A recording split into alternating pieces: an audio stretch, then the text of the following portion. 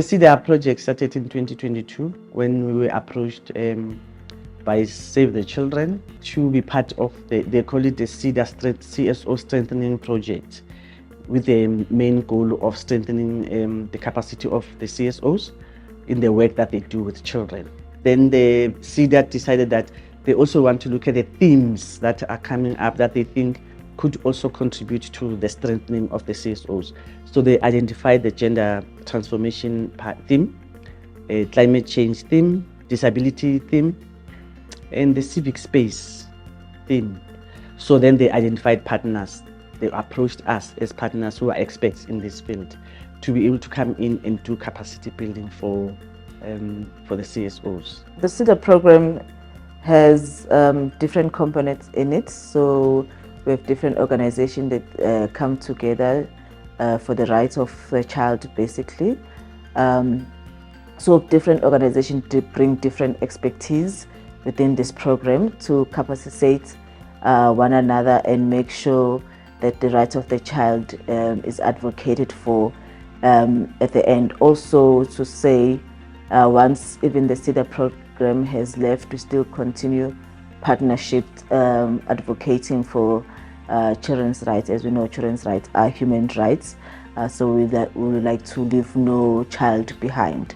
The SIDA CSO program, there were 4 outcomes, and we're focusing on the first 3, that is CSO strengthening, whereby we build our capacities of our national coalitions on implementation of the Children's Charter, that is, and reporting to the Children's Charter and keeping their countries into account, that is the duty bearers, to submitting state reports to the UNCRC and also to the Committee of Experts at the AU. 2, child participation, so to speak, whereby we established a children's agency at regional level, whereby it is drawing from the Children's Parliament from all the countries that we are engaging with through our national child rights networks. The other outcome, child rights in particular, and this we engaged with our platform at the African Union or at the Continental, whereby we host the CSO forum prior to the ordinary session of the African Committee of Experts on the Rights and Welfare of the Child, which happens twice a year.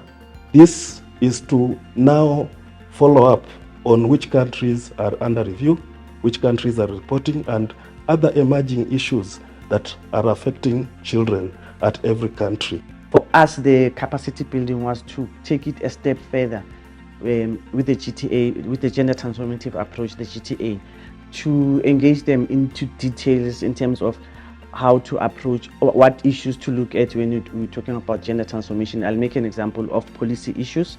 Are the policies that impact on children, are they gender transformative? Are they covering all kinds of children? Because we'd find that people, when they say children, they talk about girl and boy.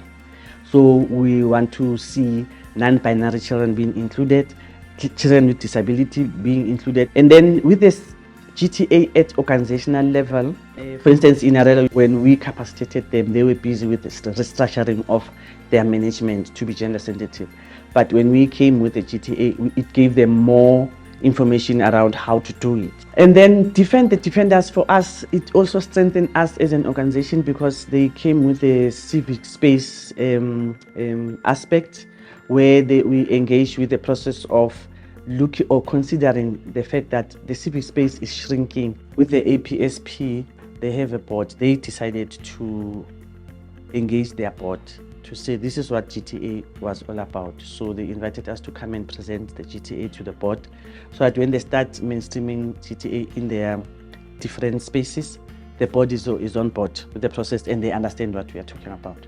The GTA application, while on our work, has been quite effective and impressive at the same time, because it not only starts at looking at both genders being represented during the workshops, but understanding the issues of both genders and how we can apply in our daily life.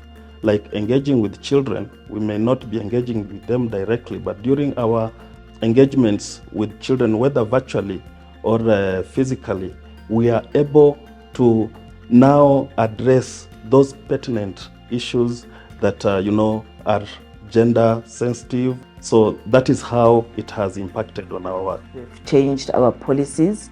We are looking at our policies and saying, how has this impacted us as staff, and how can we incorporate GTA in our policies? And when we're doing our yearly strategic planning, we make sure that GTA is part of our agenda for the day. Gender transformation is not an event, it is a process. And I believe a number of our countries that we are working in, a number of our members still require this capacity building on GTA. They still require to understand their contexts. They still need to understand the gender transformative approach from a child rights lens, which has been a missing link.